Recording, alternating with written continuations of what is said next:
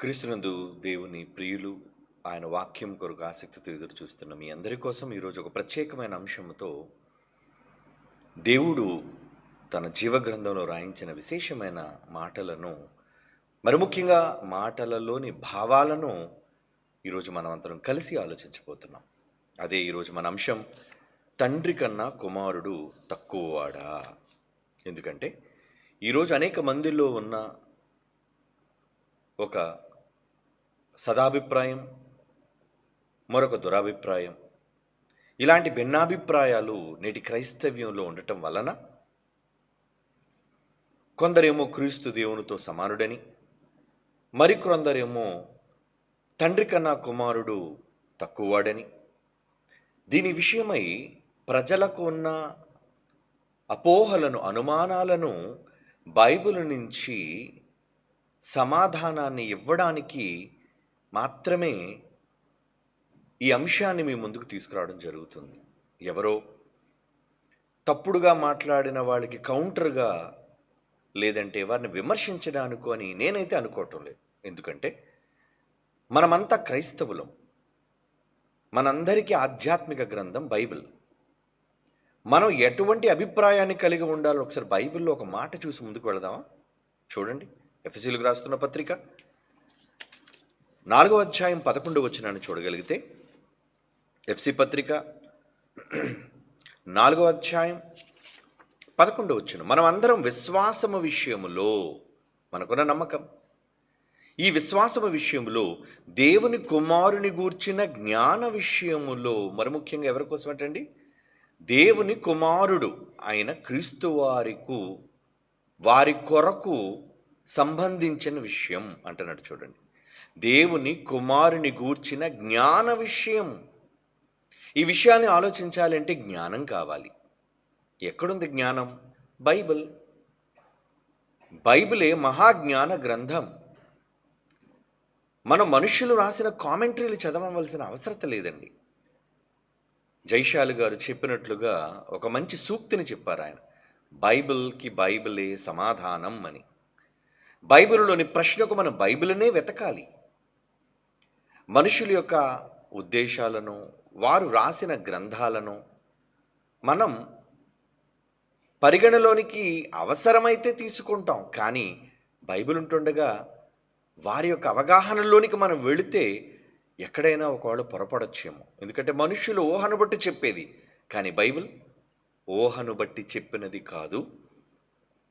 దేవుడే స్వయంగా పరిశుద్ధాత్ముని ప్రేరణ వలన మనుష్యుల ద్వారా వ్రాయించాడు. కనుక మనకి ఏది అవసరమో దేవుడు దానిని వివరించాడు.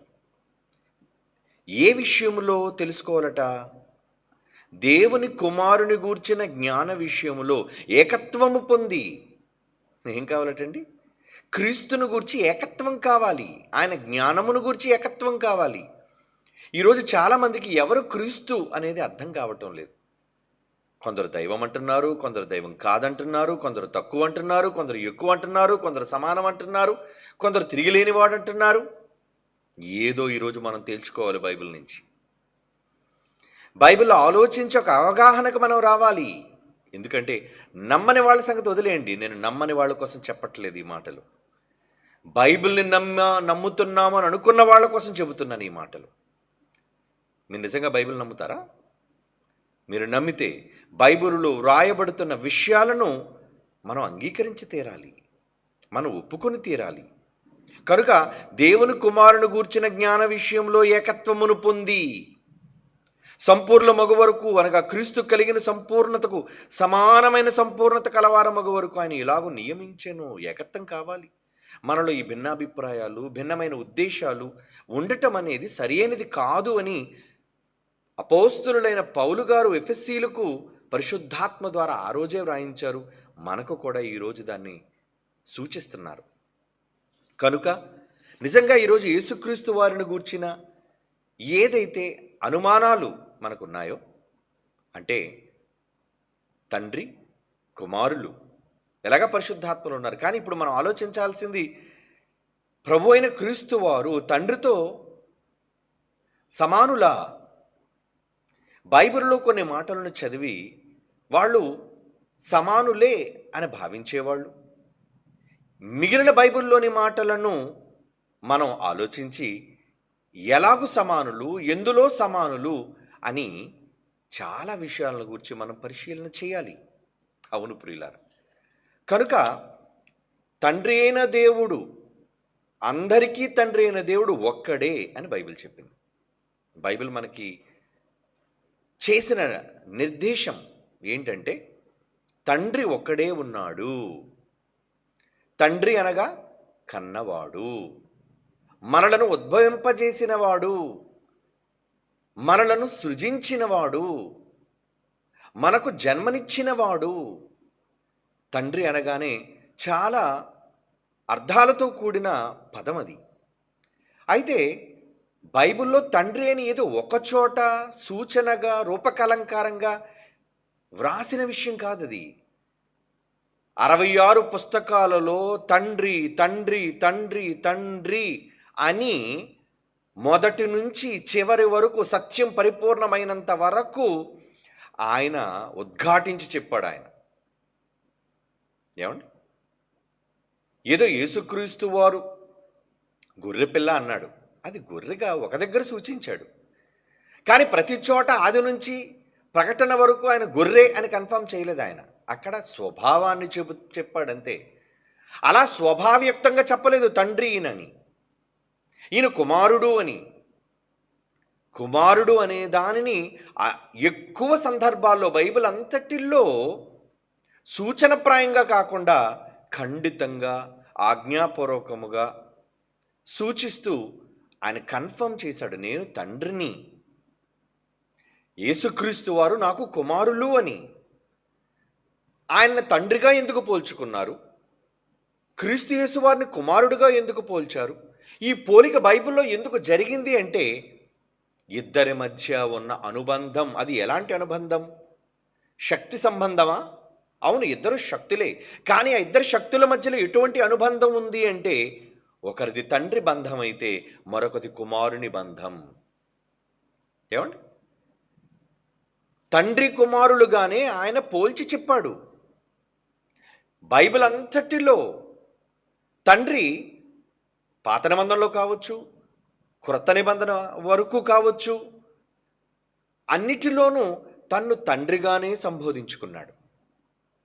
దేవుడుగా చెప్పుకుంటూ, నేను మీ దేవుడని యెహోవాను అని చెప్పుకుంటూ, నేను తండ్రిని కదా.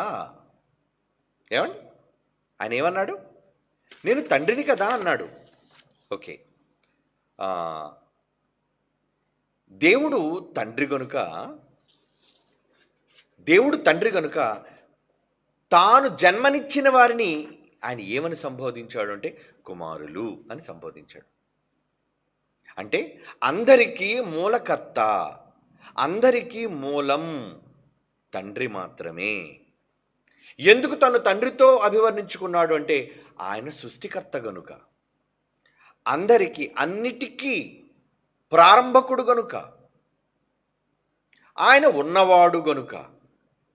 అక్కడ నుంచే మనం ఆలోచించాలి. ఒకవేళ తండ్రికి ముందు ఏముంది, అసలు ఉన్నవాడు ఎలా వచ్చాడు అన్నది మనకింకా బయలుపరచబడలేదు. ఉన్నవాడైన దేవుడు ఉనికిలో ఎలా ఉన్నాడు, ఎక్కడున్నాడు ఆయన? ఇది ప్రశ్న. ఇది మనం బ్రతికున్నంత వరకు ప్రశ్నగానే ఉంటుందండి. ఈ దేహాన్ని విడిచిన తరువాత మనం ఆయన దగ్గరికి వెళతామే, అప్పుడు అన్నీ మనకు అర్థం అవుతాయి. ఏమని? అసలు ఆయన ఎలా ఉన్నాడు, అలా ఉన్నప్పుడు ఆయన ఉన్న లోకం ఏంటి, ఆయన ఉన్న ప్రదేశం ఏంటి, అది విశ్వంగా ఉందా, లోకంగా ఉందా, ఆ తరువాత ఆయన చేసినదేంటి, వీటికి సమాధానాలు బైబిల్లో లేవు. దేవుడు ఎలా జన్మించాడు, లేదా దేవుడు ఎలా ఉద్భవించాడు, లేదా దేవుడు ఎలా ఆయన అమలులోనికి వచ్చాడు, వీటికి సమాధానం ఎక్కడా మనకు కనిపించదు.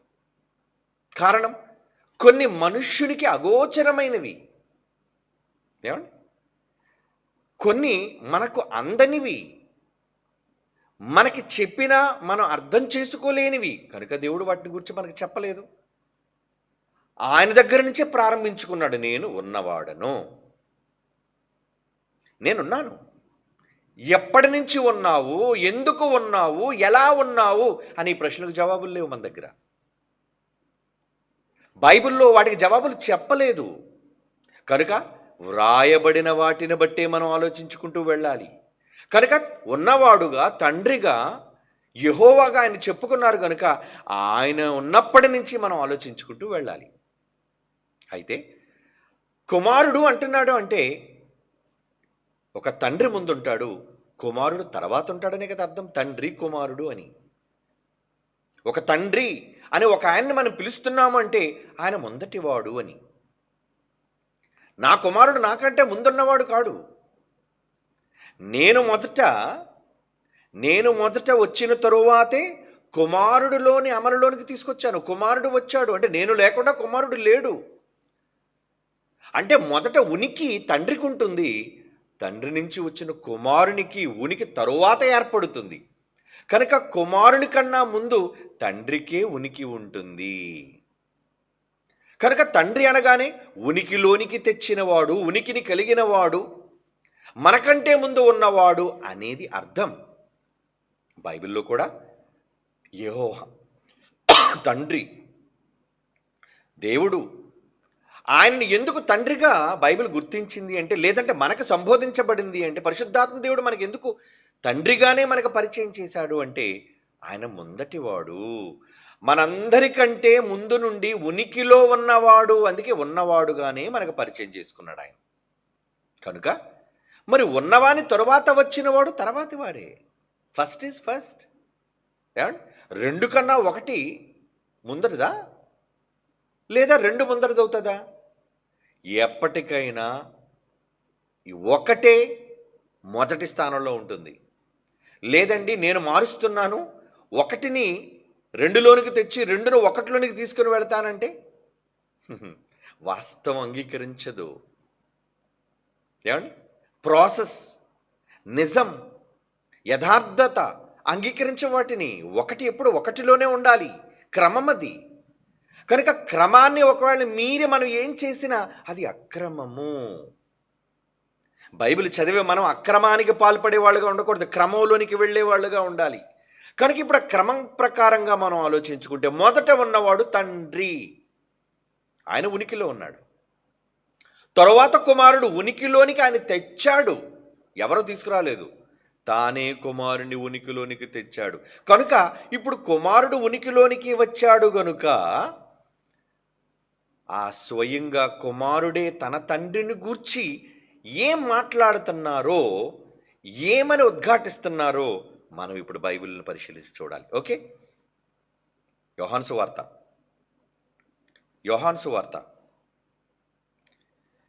5వ అధ్యాయం 19వ వచనం చూద్దాం. యోహాను సువార్త 5వ అధ్యాయం 19వ వచనం. కాబట్టి యేసు వారికి ఇట్లు ప్రత్యుత్తరం ఇచ్చును, తండ్రి ఏమి చేయుట కుమారుడు చూచునో అదే కానీ తనంతట తాను ఏదియో చేయనేరడు. అంటే ఇక తండ్రి కొడుకుల బంధం కూర్చి మాట్లాడుతూ, తండ్రి ఏదైతే చేస్తాడో కుమారుడు దానిని ఇమిటేట్ చేస్తాడు, చూసి చేస్తాడు, తండ్రి దగ్గర చూసి నేర్చుకుని చేస్తాడు. అదే కదండి ఆయన మాట. అంటే తండ్రి దగ్గర కాపీ చేసి ఈయన పేస్ట్ చేస్తాడు అని అర్థం. Copy paste. తండ్రి దగ్గర నేర్చుకునేవాడు కొడుకు. అవునా? అదే అంటున్నాడు, నా మాట కాదు ఇది. బైబిల్లో స్వయంగా యేసుక్రీస్తు వారే, కుమారుడైన క్రీస్తు వారే ఏం మాట్లాడుతున్నారు? తండ్రి ఏది చేయుట కుమారుడు చూచునో అదే కానీ తనంతట తానే ఏది చేయడు, చేయనేరడు అంటున్నాడు. చూడండి, అంటే ఇక కుమారుడికి ఏది స్వంతంగా చేసేటంతటి అధికారం లేదా?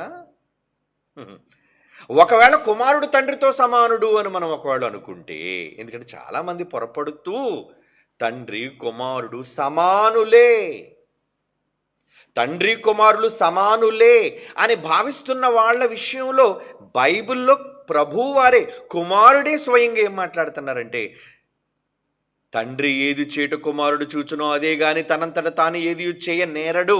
ఆయన వేటిని చేయునో వాటిని కుమారుడు అలాగూ చేయును. అంటే నాకు నేర్పించాడు తండ్రి, నా తండ్రి చూపించాడు, నా తండ్రి చూపించిందే నేను చేస్తున్నాను. సమానుడిగా ఉన్నవాడు అన్నిటిలోనూ తండ్రి లాంటి విజ్ఞానం కలిగిన వాడు, తండ్రి లాంటి శక్తి కలిగిన వాడు మరొకరి దగ్గర నేర్చుకోవలసిన అవసరం ఉందంటారా?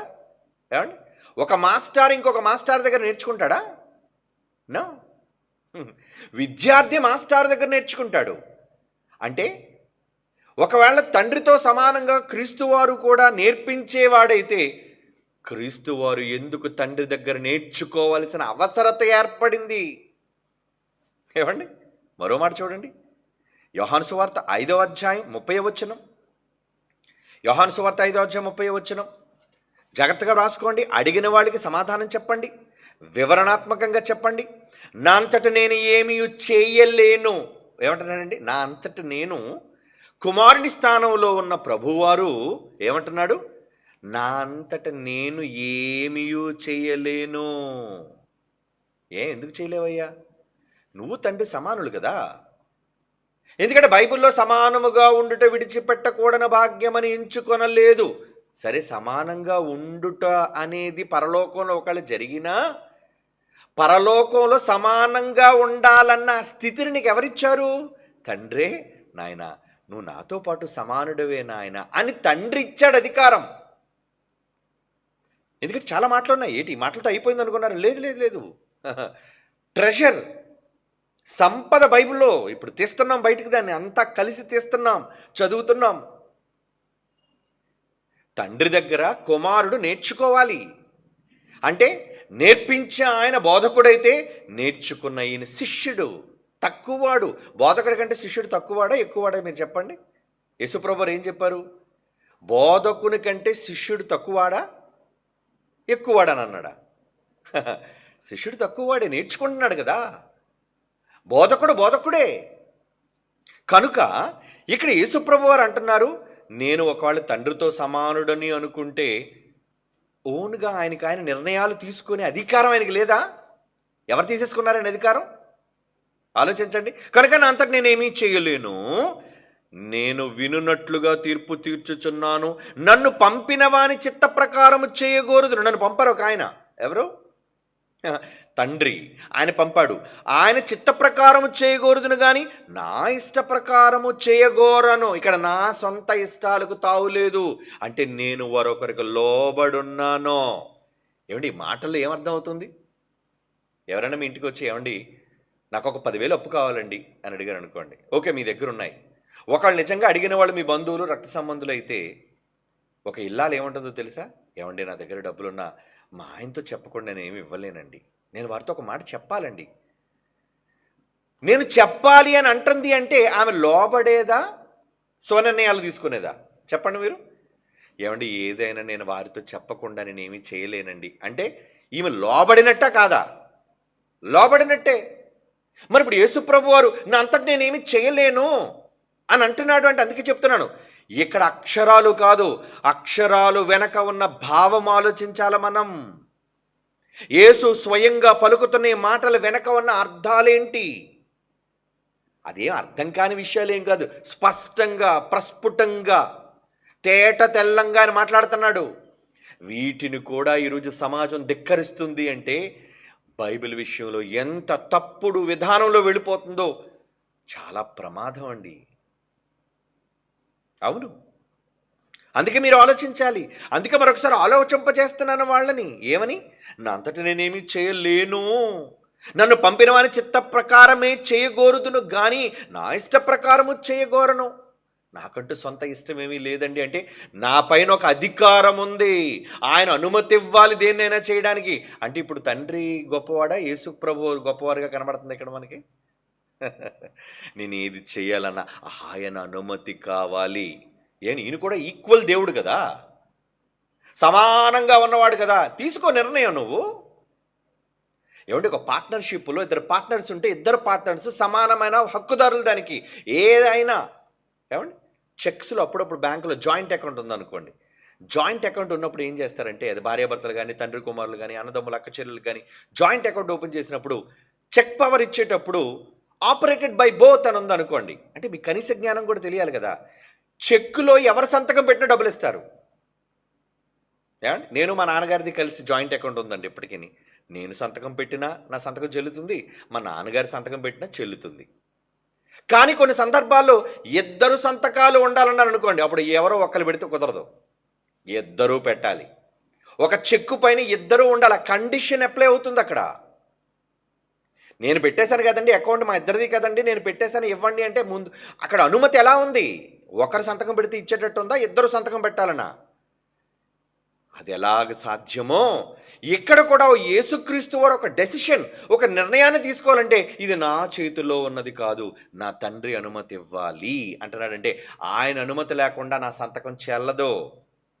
ఎందుకంటే అనుమతి ఇచ్చేవాడు ఆయన, ఆయన నాకంటే గొప్పవాడు అని యేసుక్రీస్తు వారే స్వయంగా ఒప్పుకుంటున్నారు. Okay, right. ఇప్పుడు మరొక పాయింట్, మరొక కోణంలో ఆలోచిద్దాం. యోహాను సువార్త 8వ అధ్యాయం 28వ వచనం. యోహాను సువార్త 8వ అధ్యాయం 28వ వచనం. కావున యేసు, మీరు మనుష్య కుమారుని పైకెత్తినప్పుడు నేను ఆయననియు నా అంతట నేనే ఏమీ చేయక తండ్రి నాకు నేర్పినట్లు ఈ సంగతులు మాట్లాడుచున్నాను. అంటే తండ్రి ఏం చేశాడు? యేసుప్రభు వారికి ఏం చేశాడు? నేర్పించాడా? జ్ఞానం యేసుప్రభు అయితే యేసుప్రభు వారు మరొకరి దగ్గర నేర్చుకోవడం ఏంటండి? జ్ఞానమే క్రీస్తు జ్ఞానము శక్తి అయి ఉన్నాడు అంటే ఆ జ్ఞానం ఆయనకి ఎక్కడి నుంచి వచ్చిందో తెలుసా? పరలోకంలో తండ్రి దగ్గర నేర్చుకున్నాను అని స్వయంగా ఆయనే అంగీకరించాడు. ఓన్ స్టేట్మెంట్ అంటారు దాన్ని. ఎవరో చెప్పిన థర్డ్ పార్టీ స్టేట్మెంట్ కాదు ఇది. హియర్సే వర్డ్స్ కాదు, ఎవరు ఇలా అన్నారటండి యేసుప్రభు గురించి కాదు. స్వయంగా యేసుప్రభు వారే చెబుతున్న మాట. ఏమని? నేను నేర్చుకున్నానండి మా నాన్నగారి దగ్గర. అంటే నువ్వెందుకు నేర్చుకున్నావు? ఇది భూమి మీదకి వచ్చినప్పుడు కాదు, భూమి మీద క్రీస్తు వారు రాక మునుపు పరలోకంలో ఉన్నప్పుడే తండ్రి దగ్గర నేర్చుకున్నాడా? సమానమైన దేవుడుగా తండ్రికి ఎంత జ్ఞానం ఉందో కుమారుడు కూడా అంత జ్ఞానం ఉండాలిగా. ఈయనెందుకండి నేర్చుకోవాల్సిన అవసరత? తెలీదా? తెలీదు. యేసుక్రీస్తు వారికి తండ్రికున్న జ్ఞానము లేదు. బాధ వస్తుందో యేసుప్రభుని అంటున్నానని? యేసుప్రభు వారికి లేని బాధ మీకెందుకండి? నేను మా నాన్న దగ్గర నేర్చుకున్నాను అని యేసుప్రభు వారు అంటుంటే అబ్బెబ్బెబ్బెబ్బే నేర్చుకోవట్లేదంటే నువ్వు అక్కడ ఉన్నావా? లేదండి, తండ్రి నేర్పించలేదు, యేసుప్రభు వారు స్వయంగానే ముందు నుంచి జ్ఞానవంతుడు అని ఎవరి దగ్గర నేర్చుకోవాల్సిన అవసరం లేదు. నీకెలా తెలుసు? బైబిల్లో దానికి ఏమైనా మాట ఉందా? ఆధారం ఉందా? నా అంటే ఈ మాటల వెనుక భావం మనకి ఏం చెబుతుంది అంటే తండ్రి దగ్గర కొడుకు ఒక స్టూడెంట్గా నేర్చుకున్నాడు. ఎవరన్నారు ఈ మాట? పరిశుద్ధాత్మను చెప్పిన మాట కాదు, తండ్రి చెప్పిన మాట కాదు. ఏ కుమారుణ్ణైతే తక్కువ చేసి మాట్లాడుతున్నామని ఎవరెవరో తప్పుడుగా అభిప్రాయపడుతున్నారు వాళ్ళతో చెబుతున్నాడు. ఏమండి? యేసుప్రభుని అలాగ అనడం తక్కువ చేసి మాట్లాడటమా? నేను నేర్చుకున్నానర్రా అని ఆయన చెప్తుంటే లేదు నువ్వేమీ నేర్చుకోలేదు అంటానంటే యేసుప్రభు కంట మొదట వాడవా నువ్వు? బైబిల్ కంట మహాజ్ఞానివా? ఏంటండి క్రైస్తవ్యం ఇలా మారిపోయింది? అంటే భావాలు వీళ్ళకి అక్కర్లేదా? ఆలోచనలు వీళ్ళకి అక్కర్లేదా? దేవుడు రాయించిన సందర్భాలు వీళ్ళకి అక్కర్లేదా? అక్కర్లేదు. అందుకే ఇక్కడ యేసుప్రభు వారు అంటున్నారు, అలాంటి వాళ్ళ కోసం తండ్రి నాకు నేర్పినట్లు ఈ సంగతులు మాట్లాడుచున్నాను నీవు మీరు గ్రహించెదరు. నన్ను పంపినవాడు నాకు తోడై ఉన్నాడు. ఆయన తోడు లేకుండా నేను రాలేడా? ఇండివిజువల్ గాడ్, సొంత దేవుడు ఈయన కూడా. తండ్రి వారికి ఉన్న సర్వ హక్కులు సర్వశక్తులు ఈయనకున్నప్పుడు ఈయనకెందుకు ఆయన తోడు? తండ్రి ఎప్పుడన్నా అన్నాడా యెహోవా నాయన నేను నాకు తోడు కావాలి అన్నాడా? నేను నేర్చుకున్నాను అని అన్నాడా? బైబిల్లో ఎక్కడ కనబడవండి. తండ్రి అయిన యెహోవా నేర్చుకోవడం ఏంటి? ఆయన ఎవరి దగ్గర నేర్చుకుంటాడు? ఆయనే అందరికీ నేర్పించే బోధకుడు. యేసుప్రభు వారిని ఒకరు వచ్చి సద్బోధకుడా అని పిలుస్తారు. సద్బోధకుడా అలాగా అన్నప్పుడు ఏమండి ఆ సందర్భంలో ఆయన ఏం మాట్లాడతారు చూడండి. సద్బోధకుడా అని మీరు నన్ను అంటున్నారేంటి? అసలు బోధకుడు ఎవరో తెలుసా? ఏమండి ఎవరు బోధకుడు అని అంటున్నాడు చూడండి ఒకసారి. లూకాసు వార్త 18వ అధ్యాయం 18వ వచనం చూడండి. లూకాసు వార్త 18వ అధ్యాయం 18వ వచనం. ఒక అధికారి ఆయనను చూచి సద్బోధకుడా, మంచి బోధకుడా అంటే నిత్య జీవమునకు వారసుడొకటకు నేనేమి చేయవలని అడుగందుకు యేసు నేను సత్పురుషుడనని ఎలా చెప్పుచున్నావు? నన్ను అంటున్నావు సద్బోధకుడని, మంచి బోధకుడని, మంచి మనిషినని, సత్పురుషుడనని నన్ను అంటున్నావేంటి? దేవుడొక్కడే తప్ప మరి ఎవడునో సత్పురుషుడు కాడు. అంటే సద్బోధకుడైన, సత్పురుషుడైన, సత్యము అన్న సత్యానికి సమస్తానికి ఆధారం, మూలం ఒకడే. ఎవరైనా హీఈస్ మై ఫాదర్, ఆయన నా తండ్రి. ఇప్పుడు చెప్పండి, తండ్రి కాదా మూలం? తండ్రి కాదా జ్ఞానమంతటికీ కూడా కేంద్రం? యేసుప్రభుకున్న జ్ఞానం ఎక్కడి నుంచి వచ్చింది? అలాగని మనం యేసుప్రభుని తక్కువ చేయట్లేదండి. ఆయన చెప్పిన మాటలనే మనం ఆలోచిస్తున్నాం. అయ్యా ఆయన చెప్పారు, నేను ఆయన దగ్గర నేర్చుకున్నానండి అని. అవునా ప్రభువా?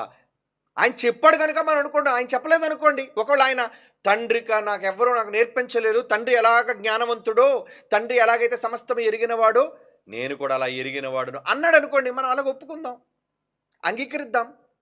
కానీ స్వయంగా యేసుక్రీస్తు వారే ఏమంటున్నారండి ఇక్కడ?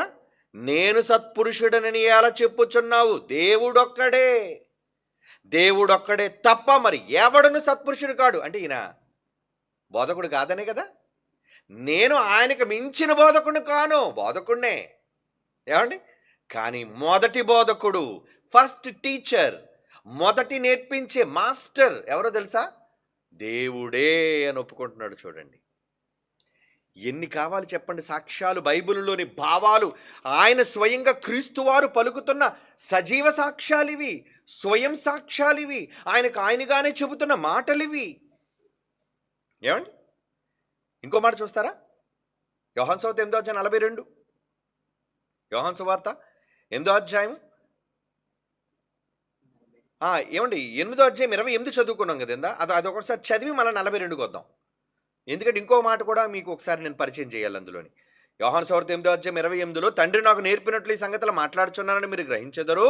29 నన్ను పంపినవాడు నాకు తోడై ఉన్నాడు, ఆయనకి ఇష్టమైన కార్యము నేను ఎల్లప్పుడూ చేయుదును గనుక ఆయన నన్ను ఒంటరిగా విడిచిపెట్టలేదు. అంటే నేను ఎప్పుడు ఎవరిష్ట ప్రకారం చేస్తాను? నా సొంత ఇష్టాలతో పని లేదు, ఆయనకి ఏది ఇష్టమో అదే చేస్తాను. అంటే ప్రతిదానికి ఈయన తండ్రినే గణపరుస్తున్నాడు, తండ్రినే గొప్ప చేస్తున్నాడు, తండ్రియే గొప్పవాడు అంటున్నాడు, తండ్రియే నేర్పించేవాడు అంటున్నాడు, నేను నేర్చుకున్నవాడిని, ఆయన మాట లేకుండా చేయనంటున్నాడు. ఇందులో ఎవరు గొప్పగా కనబడుతున్నారు? ఆయన తండ్రిని గొప్పవానిగా తండ్రి అని అనటంలో ఏంటి నామోషి, ఏంటి సిగ్గుచేటు, ఏంటి తప్పిదం? ఏమండి, మన తండ్రి మనల్ని కన్నారు, మా నాన్నగారు నన్ను కన్నారు అని చెప్పడానికి సిగ్గుపడాలా? మా నాన్నగారి దగ్గర నేను నేర్చుకున్నాను అని చెప్పడానికి సిగ్గుపడాలా? జరిగిన దాన్ని ఒప్పుకోవడానికి సిగ్గెందుకు? యేసే స్వయంగా ఒప్పుకుంటున్నప్పుడు ఆయనకి లేని సిగ్గు మొహమాట వీళ్ళకెందుకంది వచ్చేసింది? వీళ్ళెవరు అంటే యేసుప్రభు కన్నా గొప్పోళ్ళు అన్నమాట. మరి యేసుప్రభుని ఏమాత్రం తక్కువ చేసి మాట్లాడుతున్నా భరించలేకపోతున్నారు. కొంతమంది ఆవేశంతో ఏం మాట్లాడుతున్నారు? పిల్లలైన వాళ్ళు, పిల్లలండి, వాళ్ళు పిల్లలు, జ్ఞానము లేని వాళ్ళు, వాళ్ళకి నేర్చుకోలేదు సరిగ్గా.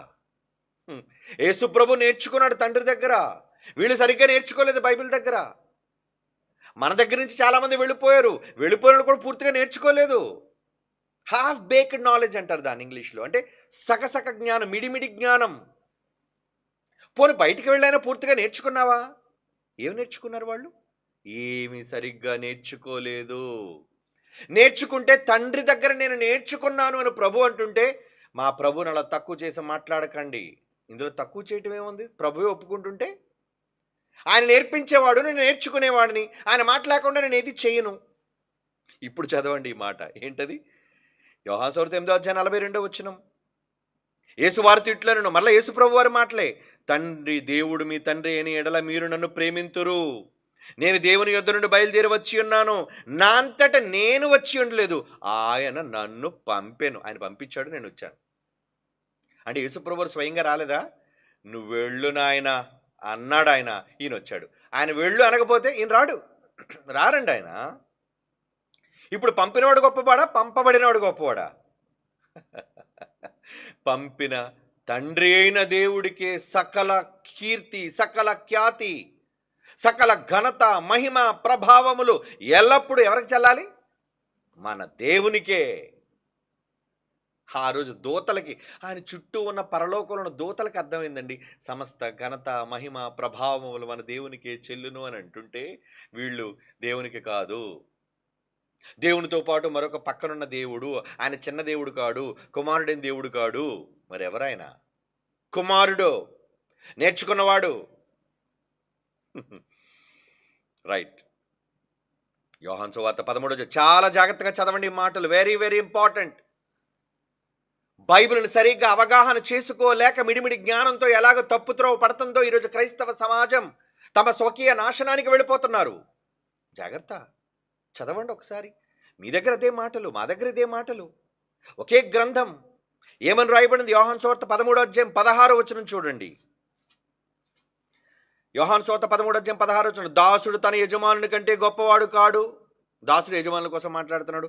పంపబడిన వాడు తన్ను పంపిన వాని కంటే గొప్పవాడు కాడు. ఎవరన్నారు ఈ మాట? ఈ మాట ఎవరన్నారు? యేసు ప్రభు వారే. ఇదేంటండి? స్వయంగా యేసుక్రీస్తు వారే ఈ మాటలు ప్రత్యక్షంగా మాట్లాడుతూ ఏమని ఒప్పుకుంటున్నారు? ఒప్పుకోలంటారు దాన్ని కన్ఫెషన్. కన్ఫెషన్ తప్పు చేసినందుకు వచ్చే కన్ఫెషన్ కాదు, వాస్తవాన్ని అంగీకరించడానికి కన్ఫెషన్ అంటారు. పదాలు కూడా తెలియదు చాలా మందికి. యేసుప్రభు తక్కువ చేయలేదండి. యేసుప్రభు ఘనత యేసుప్రభుదే, తండ్రి ఘనత తండ్రిదే. వీళ్ళిద్దరిలో ఎవరు గొప్పవాళ్ళు అంటే కన్న పరలోకమందున తండ్రి గొప్పడు. యేసు దగ్గర అయితే మనందరికంటే అంటారా? యేసుప్రభు మనందరికంటే గొప్పడు. యేసుప్రభు కంటే గొప్పలు ఎవరు ఉన్నారు? ఉన్నారు. ఎవరు? ఆయనే తండ్రి అయిన దేవుడు. మనందరికంటే యేసుప్రభు నెంబర్ 1 గొప్పోడు. ఆయన మనందరికంటే, బైబిల్లో ఉన్న భక్తుల కంటే, మనుష్యులు సకల కోటి మనుష్యుల కంటే, సకల సృష్టిలో యేసుప్రభు ప్రథముడు నెంబర్ 1 అయితే ఆయనకు మించిన వాళ్ళు ఎవరైనా ఉన్నారా లేరా అని ప్రశ్నిస్తే లేరు అని సమాధానం రాకూడదు, ఉన్నారు అని సమాధానం రావాలి. ఇంతకీ ఎవరు వారు అంటే ఆయనే తండ్రి అయిన దేవుడు. యేసు ప్రభువును మించిన వాళ్ళు ఎవరు లేకపోవచ్చు భూమి మీద, కానీ యేసును మించిన వారు ఒకే ఒక్కరున్నారు, 1 and only. ఆయన ఎవరో కాదండి, ఆయనకి జన్మనిచ్చిన మహాదేవుడు, తండ్రి అయిన దేవుడు. ఆయనకే జ్ఞానాన్ని నేర్పించి కుమారుని పంపిన దేవుడు, కుమారుడైన తన కొడుకు తోడుగా ఉన్న దేవుడు. అందుకే స్వయంగా యేసు ప్రభు వారు క్రొత్త నిబంధనలో యేసు పలుకుతున్న సర్వసత్యములోని మాట, ఎప్పుడు చూసినా అసంపూర్ణమైన పాత నిబంధనలోని మాటలు పట్టుకుని వేలబడ్డం కాదు.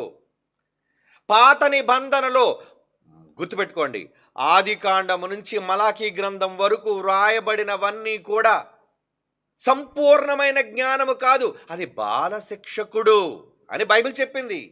మరి సంపూర్ణ జ్ఞానం ఎప్పుడొచ్చింది? క్రీస్తు తరువాత పరిశుద్ధాత్మ దేవుని ద్వారా సర్వజ్ఞానం, సర్వసత్యం, అది కూడా యేసుప్రభు చెప్పడం వల్ల సర్వసత్యం క్రీస్తు తరువాతే వచ్చింది. కానీ వీళ్ళు క్రీస్తు తరువాత వ్రాయబడిన మాటలను పక్కన పెట్టి క్రీస్తు రాక మునుపన్న మాటలు పట్టుకుంటారంటే అవి అసంపూర్ణమైనవి, జ్ఞానము లేనివని నేను అనను, కానీ అందులో సర్వసత్యము లేదు. సర్వసత్యము రావాలి అంటే వాటిని పరిశుద్ధాత్మ దేవుడు క్రొత్త నిబంధనలో రాయించిన వీటిని అన్నిటినీ ఒక దగ్గర పెడితే వచ్చేది సర్వసత్యము, సంపూర్ణ సత్యము. మరి ఈ మాత్రం కూడా అవగాహన లేకుండా, జ్ఞానం లేకుండా మాట్లాడితే ఎలా ప్రియులారా, సోదరులారా? ఆలోచించండర్రా. ఆవేశాలకు తావులేదు, ఆలోచనకి ఇక్కడ ప్రథమ స్థానం. ఆలోచించండి. ఎవరినో విమర్శించడానికి కాదు ఈ మాటలు, సత్యాన్ని తెలుసుకోవడానికి ఈ మాటలు. చదవండి ఆ మాట, యోహాను సువార్త 13:16 యేసు ప్రభు వారు స్వయంగా ఏమంటున్నారు చూడండి. తండ్రి కన్నా కుమారుడు తక్కువవాడా ఎక్కువవాడా అని అడిగితే ఏమనంటున్నాడు ప్రభువారు? దాసుడు తన యజమాని కంటే గొప్పవాడు కాడు, పంపబడినవాడు అంటే నన్ను పంపాడు నా తండ్రి, పంపబడినవాడు తన్ను పంపిన వాని కంటే గొప్పవాడు కాడని మీతో నిశ్చయం చేసి చెప్తాను. కన్ఫర్మ్, 50-50 చెప్పట్లేదు నేను, ఏమండి? నిశ్చయం చేసి చెబుతున్నాడు. ఇంత నిశ్చయంగా చెప్పిన మాటలు కూడా క్రైస్తవ సమాజానికి అర్థం కావటం లేదా? క్రీస్తు వారు పంపబడిన వ్యక్తి అయితే పంపిన వ్యక్తి, పంపిన శక్తి తండ్రి అయిన దేవుడు. మరి ఇప్పుడు ఇద్దరిలో ఎవరు గొప్పవాడు? నేను చెప్తున్నా, బైబిల్ చెప్తుందా? ఏమండి? ఈ ప్రశ్నకు జవాబు బైబిలులో స్వయంగా క్రీస్తు వారే మాట్లాడుతున్నారు. ఏమని మాట్లాడుతున్నారు? పంపబడిన వాడు తన్ను పంపిన వాని కంటే గొప్పవాడు కాడు. ఇందాక యోహాను సువార్త 8:42 ఏం చదువుకున్నాం? నా అంతట నేనేమి వచ్చి ఉండలేదు, ఆయన నన్ను పంపెను. చదివారు కదా మాట. అందుకే ఆ మాట తర్వాత ఈ మాట చదివాను నేను. అంటే పంపెనవాడు తండ్రి, పంపబడినవాడు కుమారుడు. మరి ఇప్పుడు తండ్రి గొప్పోడా, కుమారుడు గొప్పోడా? తండ్రి. పంపిన తండ్రే గొప్పవాడని కుమారుడే ఒప్పుకుంటున్నాడు కదండి. ఎందుకర్రా సోదరులారా బాధపడిపోతున్నారు? క్రీస్తును తక్కువ చేయడానికి వీల్లేదు, క్రీస్తును తక్కువ చేయడానికి వీల్లేదు. అసలు తగ్గింపు స్వభావం ఉన్నదే ఆయనకి. మీరు నేర్చుకోవాలి ఆయన దగ్గర. తండ్రి దగ్గర తగ్గించుకునే స్వభావం కుమారుడి దగ్గర నేర్చుకోవాలి మనం. వీళ్ళకి లేదది. కుమారుడు ఒప్పుకున్నాడు, కానీ వీళ్ళు ఒప్పుకోలేకపోతున్నారు. ఏంటో మరి. తండ్రికి వీళ్ళు పుట్టిన స్పెషల్ కొడుకులేమో, యేసుప్రభు కన్నా ఘనులేమో వీళ్ళంతా కూడా. ఏమండి? యోహాను సువార్త నెట్ ఉందా? ఓకే. యోహాను సువార్త 10వ అధ్యాయం 28వ వచనం చూడండి ప్రియులారా. యోహాను సువార్త 10వ అధ్యాయం 28.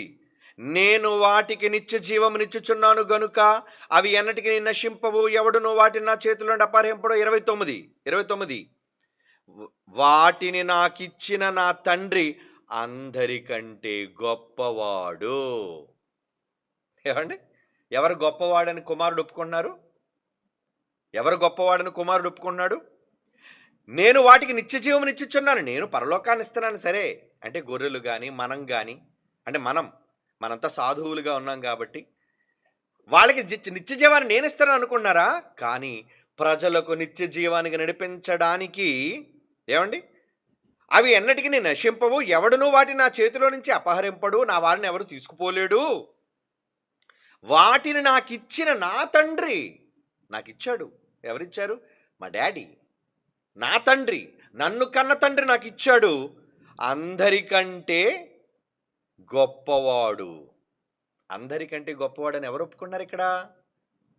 యేసుప్రభు వారు. అంటే యేసుప్రభు వారి కంటే గొప్పవాడా తండ్రి? యేసుప్రభు వారి కంటే తండ్రి గొప్పవాడా? అవును, గొప్పవాడే అని యేసుక్రీస్తు వారే ఒప్పుకుంటున్నారు. ఇది మనుష్యులుగా అందరూ అంగీకరించి తీరాలి. ఎవడైనా ఆయన మాటను అంగీకరించకపోతే ప్రజలలో నుంచి కొట్టివేయబడాలని చెప్పాడు. అవునా? నేను పంపిస్తున్నాను నా దాసుడిని, అతని మాట మీరు వినాలి. ఎవడైనా అతని మాట వినకపోతే, మోషేతో చెప్పాడా? ఎక్కడన్నాడు చూడండి. అది ఆ మాట వినకపోతే అతన్ని ఏం చేయాలని అన్నాడు? ప్రజలలో నుంచి కొట్టివేయబడతాడు, ప్రజా సంఖ్యలో ఉండరు. ఎక్కడన్నాడు ఆ మాట ఆయన? అపోస్తుల కార్యములు 3వ అధ్యాయం 22-23. Very good, thank you. అపోస్తుల కార్యములు 3వ అధ్యాయం 22-23. మోషే ఇట్లనెను, ప్రభు అయిన దేవుడు నా వంటి ఒక ప్రవక్తను. ఎవరైనా ప్రవక్త ఎవరు? యేసు ప్రభు. నా వంటి ఒక ప్రవక్త మీ సహోదరులో నుండి మీ కొరకు పుట్టించును. ఆయన మీతో ఏమి చెప్పినను అన్ని విషయములో మీరు ఆయన మాట వినాలి. ఎవరి మాట వినాలి? యేసుక్రీస్తు వారు మాట మీరు వినాలి. ఒకళ్ళ మాట వినకపోతే ఆ ప్రవక్త, యేసు అనే ఆ ప్రవక్త మాట వినని వాడు ప్రజలలో ఉండకుండా సర్వనాశనమగును. నాశనం. ఓకే, ఈ మాట మీరు యాక్సెప్ట్ చేస్తే యేసు వారు ప్రవక్తగా వచ్చిన తర్వాత ఏం మాట్లాడుతున్నారు? యోహాను సువార్త 10వ అధ్యాయం 28 చదవండి. మోషే చెప్పిన ఆ ప్రవక్త యేసు ప్రభు వారైతే వచ్చిన ప్రవక్త ఏమని మాట్లాడుతున్నారు? ఆయన ఏమని మాట్లాడుతున్నారు? 29వ వచనం, వాటిని నాకిచ్చిన నా తండ్రి అందరికంటే గొప్పవాడు. తండ్రి గొప్పవాడని యేసు ప్రభు వారే స్వయంగా ఒప్పుకుంటే ఆయన మాట వినరా? యేసు ప్రభు వారు చెప్పిన తండ్రి గొప్పవాడంటే మేము ఒప్పుకోము. యేసు ప్రభు వారి కంటే తండ్రి గొప్పవాడంటే మేము అంగీకరించము. సర్వనాశనం అయిపోతారా? వద్దు, కొట్టివేయబడతారు. జాగ్రత్త. ఆయన మాట వినాలి. వినమని ఆ రోజు ప్రవక్త చెప్పాడు. ఇప్పుడు ఆ ప్రవక్తే స్వయంగా మాట్లాడుతున్నాడు. వినరా ఆయన మాట? వినాలి. ఆ ప్రవక్త ఎవరు గొప్పవాడు ఒప్పుకున్నాడు? నేను కాదు గొప్పవాడిని. ఎవరు గొప్పవాళ్ళట? నాకిచ్చిన నా తండ్రి అందరికంటే గొప్పవాడు. యోహాను సువార్త 14వ అధ్యాయం 28 చూడండి ప్రియులారా. యోహాను సువార్త యోహాను సువార్త 14 అధ్యాయం 28, నేను వెళ్ళి మీ యొద్దకు వచ్చేదనని మీతో చెప్పిన మాట మీరు వింటిరి కదా, తండ్రి నాకంటే గొప్పవాడు. ఇంకా క్లారిటీగా చెప్పాడండి. తండ్రి నాకంటే గొప్పవాడు గనుక మీరు నన్ను ప్రేమించిన ఎడల నేను నా తండ్రి యొద్దకు వెళ్ళుచున్నానని మీరు సంతోషించుదురు. ఈ ప్రవక్త మాట అంగీకరిస్తారా, అంగీకరించరా? అంగీకరించండి అరా సోదరులారా. నాశనాన్ని కొని తెచ్చుకోకండి దేవుని పిల్లలారా, మీరు ఆయన పిల్లలే. మన దగ్గర ఉన్నది ఈ వాక్యమే. అపార్థం చేసుకోకండి. ఎవరో మిమ్మల్ని గలిబిలి చేస్తున్నారు, ఎవరో మిమ్మల్ని తప్పుత్రోవ పట్టిస్తున్నారు.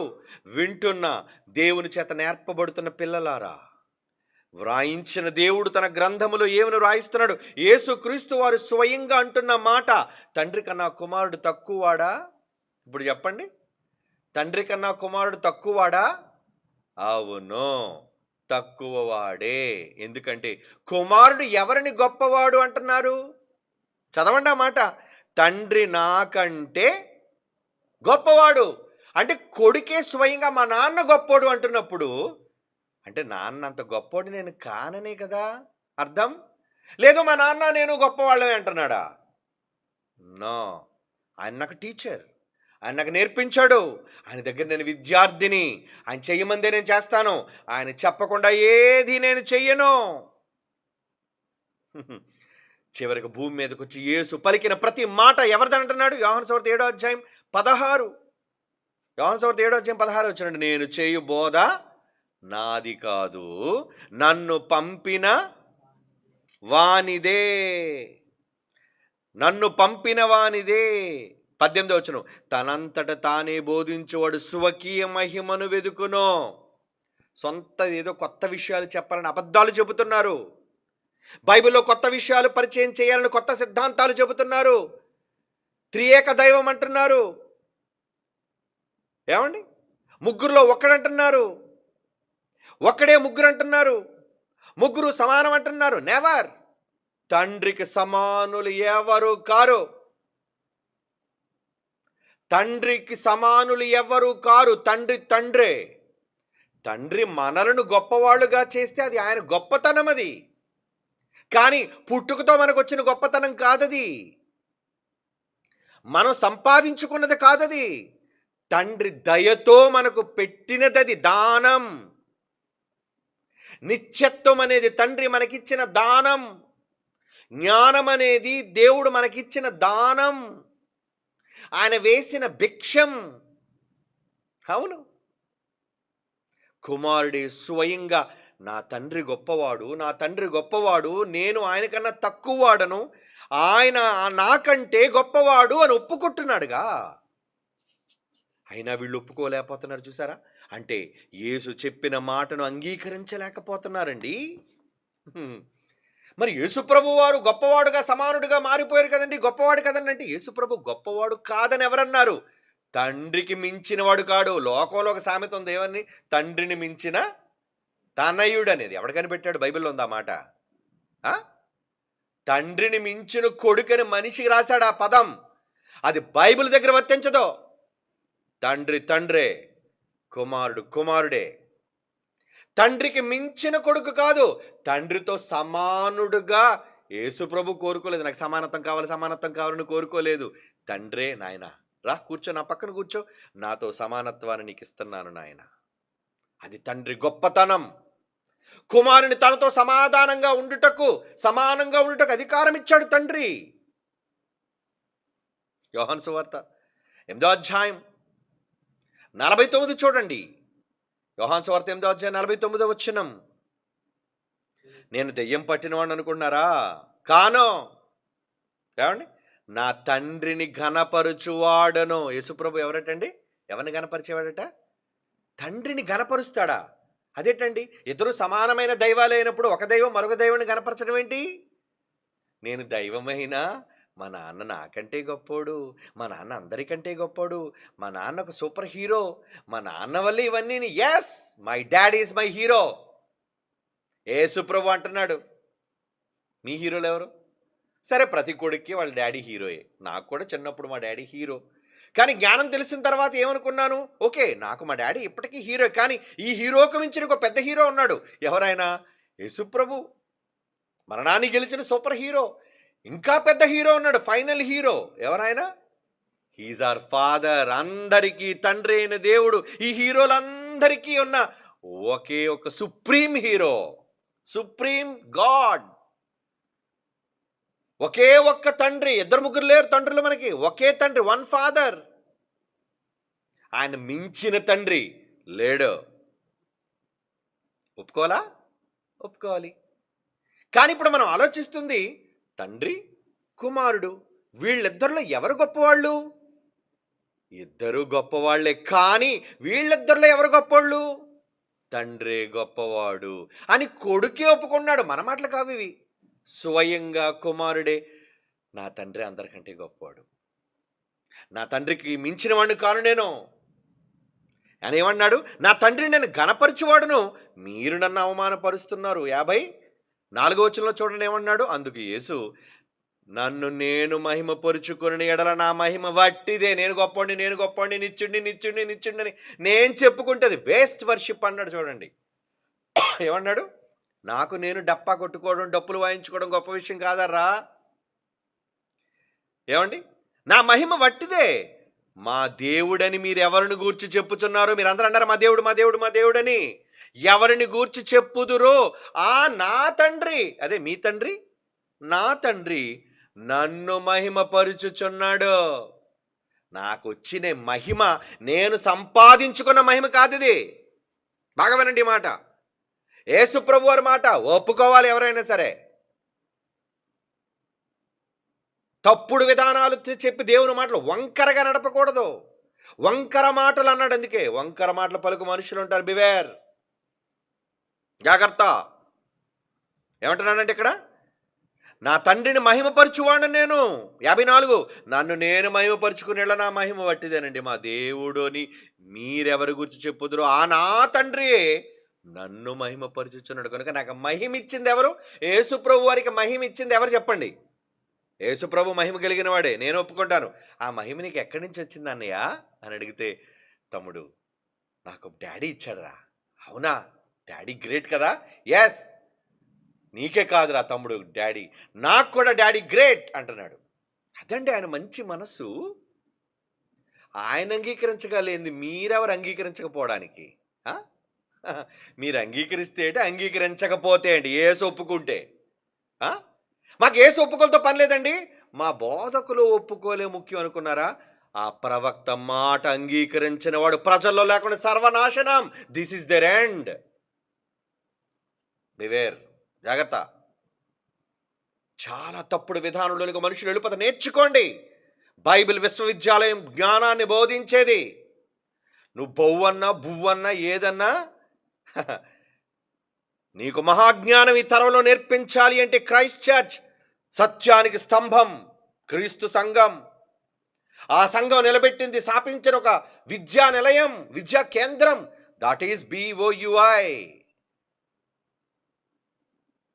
సర్వసత్యాన్ని వడపోసి ఎసెన్స్ని ప్రకటించేది అది. అవునా? అవును. కనుక తండ్రి నన్ను మహిమపరుస్తున్నాడు అంటున్నాడు. చూడండి ఎంత మంచి మాట, ఎంత మంచి మాట. ఏమండి, యేసుప్రభు సిలువులోంచి తనకు తానుగా లేచాడా? ఎవరైనా లేపారా? యేసుప్రభు మృత్యుంజయుడు అంటున్నావే, ఆయనకి ఆయన జయించాడా? చెప్పండి. మామూలుగా అడిగితే అవునండి ఆయన మృత్యుంజయుడండి, మరణాన్ని గెలిచిన వాడండి. మనం కూడా పాట రాసాం, మరణాన్ని గెలిచి మృతి నుండి లేచి సాతాను పైన విజయాన్ని పొందిన క్రీస్తేసే జయశాలి అన్నాం. ఓకే, అది అంతవరకు క్రీస్తు కోసం చెప్పాలనుకున్నాం కాబట్టి క్రీస్తుని చెప్తున్నాం. మరి ఆ జయశాలికి మించిన జయశాలి లేడా? ఎందుకు లేడు? ఫాదర్. ఆయనకు ఒక జయశాలి ఉన్నాడు పైన. అవునా? ఎవరా జయశాలి చూస్తారా? చూడండి, అపోస్తుల కార్యములు 2వ అధ్యాయం 24, 32 వచనాలు చూడండి. అపోస్తుల కార్యములు 2వ అధ్యాయం 24, 32 వచనాలు. మరణం ఆయన బంధించి ఉండుట అసాధ్యము గనుక దేవుడు మరణ వేదనలను తొలగించి ఆయనను లేపను. ఏమంటే యేసుప్రభు మరణ వేదనలు ఆయన తొలగించుకోలేడా? ఆయన కూడా దేవుడే కదా, ఆయన కూడా దేవుడే కదండి, సమానమైన దేవుడు కదా. మరి మరణ వేదనలు ఎవరు తొలగించాలట? ఎవరు తొలగించాలట? దేవుడు మరణ వేదనలు, అంటే తండ్రి అయిన దేవుడు మరణ వేదనలను తొలగించి క్రీస్తును లేపెను. క్రీస్తు క్రీస్తు మృత్యుంజయుడు కావడానికి కారణం ఎవరట? ఫాదర్, తండ్రి లేపాడు. ఇప్పుడు 32వ వచనం, ఈ యేసును పరిశుద్ధాత్మ దేవుడు రాయిస్తున్నాడు ఈ మాట. ఈ యేసును దేవుడు లేపెను, దానికి మేము సాక్షులమని అపోస్తులు అంటుంటే ఈ దొంగ సాక్షుల మధ్యలో వచ్చారు. ఏం మాట్లాడుతున్నారు ఈ దొంగ సాక్షులు వచ్చి? No no no no no no Yesu ప్రభు కూడా సర్వాధికారి, సర్వశక్తిమంతుడు, సర్వాధికారి. ఎవడు కాదనడయ్యా సర్వాధికారి అని. ఇప్పుడు నువ్వు సర్వాధికారి అంటే ఇంకొక లాజికల్ పాయింట్ చెప్తాను ఇప్పుడు మీకు. భావం బుర్ర బద్దలైపోద్ది మీకు. ఇంకా చాలా ఉన్నాయండి, నేను ఇంకా ఎక్స్ట్రాక్ట్ చేసి చెప్తున్నాను మీకు. ఇందులో నేను రాసుకున్నవి కూడా చాలా ఉన్నాయి, కానీ టైం లేదుగా. ఈ యేసును ఏముంది అపోస్తలుల 2:32, ఈ యేసును దేవుడు లేపెను అంటే యేసు ప్రభు తనంతట తాను లెగలేదా? మృత్యువుని గెలవలేదా? నో, తండ్రి ఇచ్చాడు మరణం నుంచి. ఏమన్నా కమాన్, దేవుడు అన్నాడు, శాసించాడు, మరణము నిన్ను బంధించి ఉండకూడదని, నేను లేపుతాను నిన్ను మరణంలో నుంచి. లేపాడు అని ఆయన అంటున్నాడు. ఈ యేసును దేవుడు లేపను, దీనికి మేమే సాక్షులం. విట్నెస్. అపోస్తలుల కన్నా గొప్ప విట్నెస్లు నీ దగ్గర ఉన్నారా? బైబిల్లో యేసు పలికిన మాటల కన్నా గొప్ప విట్నెస్లు మీ దగ్గర ఉన్నాయా? లేవండి. సర్వాధికారి దేవుడు, సర్వశక్తిమంతుడు, అబ్బబ్బబ్బబ్బ యేసు ప్రభు కోసం గొప్పగా చెబుతాం. అవును, ఆయనకి అవన్నీ ఉన్నాయి, ఒప్పుకుందాము. మరి ఒకవేళ అన్నీ ఆయనకు అనుకుంటే, ఇప్పుడు మీకు ఒక ప్రశ్న వేస్తున్నాను. ఏంటది? మత్తయి సువార్త 24:36 వచనం. మత్తయి సువార్త 24:36, అయితే ఆ దినమును గూర్చి, ఆ గడియను గూర్చును తండ్రి మాత్రమే ఎరుగును. ఏ దినం? ఫైనల్ డే, జడ్జ్మెంట్ డే, ముగింపు దినం. అవునా? ఆయన రెండవ రాకడా ఇదే కదండి. ఆ దినమును గూర్చి, ఆ గడియను గూర్చి, అంటే ఆ రోజు తెలీదు, ఇంకా ఆ గడియ అంటే ఆ సెకండ్, ఆ టైం. నాయన నువ్వు కరెక్ట్గా 7:10 బయలుదేరు చెప్పాలి. ఏ రోజు నాన్నగారు? పలానా రోజు డిసెంబర్ 25వ తేదీ 7:10 బయలుదేరు నాయన చెప్పాలి. డేట్ చెప్పాలి, టైం చెప్పాలి. ఎవరు చెప్పాలట? తండ్రి మాత్రమే అన్నాడు. చూడండి అక్కడ, మాత్రమే అంటే ఏంటి? One and only. మరి యేసు ప్రభు కూడా తండ్రితో సమానుడు కదండి, కూర్చోబెట్టుకున్నాడు సమానుడని. అన్నీ తెలుసా యేసు ప్రభుకి? యేసు ప్రభు ఒప్పుకొని నాకు తెలియదే బాబు, నాకు తెలీదు నాకు. మరి వీళ్ళు ఏమన్నారు? యేసు ప్రభుకు సర్వం ఎరిగిన వారు, సర్వజ్ఞాని, సర్వాంతర్యామి, ఈ సర్వనే పనికిరాని మాటలు సర్వపిండి కలిపినట్టు ఎందుకరా అలా కలుపుతున్నారు? బైబిల్ని కలగోర గంప చేయకండి. బైబిల్లో ఉన్నది ఉన్నట్లుగా సత్యవాక్యమును సరిగా విభజించి మాట్లాడాలి. ఎవరి దగ్గర మాట్లాడడం కాదు. This is BOUI, this is Christ church. బైబిల్ని ఎప్పటికీ సంవత్సరాలుగా చదువుతూ, అన్వేషిస్తూ, రీసెర్చ్ జరుగుతోంది. Still going on. Bible research ఎప్పటికీ కొనసాగుతున్నది BOUIలో. ఎవరో రాసిన పనికిరాని సిద్ధాంతాలు, మున్నుపు రాసిన వాళ్ళందరూ దొంగ కవిత్వాలు, దొంగ రాతలు, ఏమండి కామెంట్రీలు, అలాంటి చదివే అవసరత BOUIకి లేదు, క్రైస్ట్ చర్చ్కి లేదు, అక్కర్లేదు. ఎందుకంటే బ్రాండ్ ఈజ్ బైబిల్. ఇందులో బ్రాండే బైబిల్. అది చాలు. ఏమంటే ఇప్పటివరకు చెప్పిన మాటలు ఏదైనా బైబిల్కి మించి అతీతంగా ఆ భాషలో ఉంది, ఈ భాషలో ఉంది, అక్కడ ఉంది, వీడి పుస్తకంలో ఉందని చెప్పారా? నేను పలికే ప్రతి మాటకి పిన్ టు పిన్ బైబిల్ మీకు చూపిస్తున్నాను. ఇంకేం కావాలి? వద్దా బైబిల్? వద్దైతే వదిలేండి, బైబిల్ని వదిలేండి అర్రా. ఎందుకు అనవసరంగా గలిబీలు రేపుతున్నారు? వద్దర్రా సోదరులారా, వద్దు. యేసు చెప్పిన మాటను మీరు అంగీకరించాలి. ఆ ప్రవక్త మాట అంగీకరించకపోతే మీరు కొట్టివేయబడతారు, ప్రజలలో నుంచి సర్వనాశనం అయిపోతారని చెబుతున్నాడు. చూడండి, అవునా? ఓకే, కనుక ఇప్పుడు మనం డిస్కస్ చేస్తున్న దాంట్లో తండ్రి మాత్రమే ఎరుగును గాని ఏ మనుష్యుడైనను, పరలోకమందలి దూతలైనను నాకు తెలుసు అనుకున్నారా? కొడుగ్గా నాకు కూడా తెలియదు అని సరే. చూడండి, యేసుప్రభుకు తెలీదా? కొడుకు కదా, సమాన దేవుడు కదా, అన్నీ తెలిసినవాడు కదా.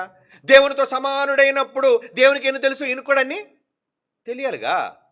మరి తెలియదంటే నాన్నగారికి సమాధానం తెలుసు. మరి కొడుకు మీకు సమాధానం తెలుసా?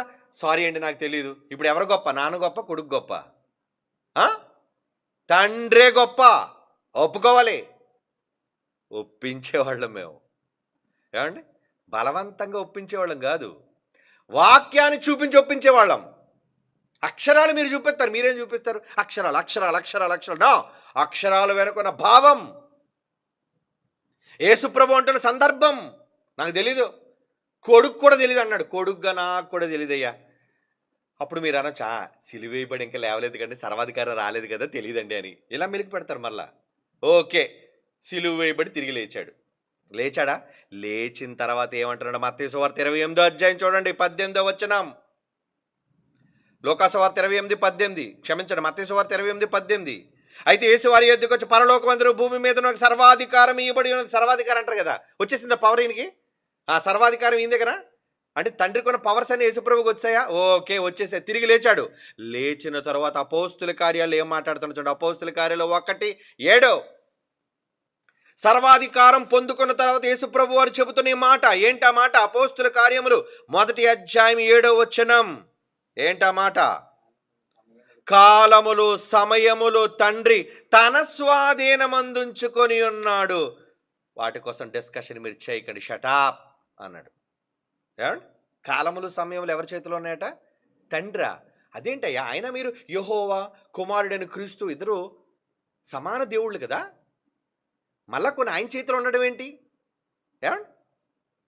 ఇంట్లో అత్త గొప్పదా, కోడలు గొప్పదా?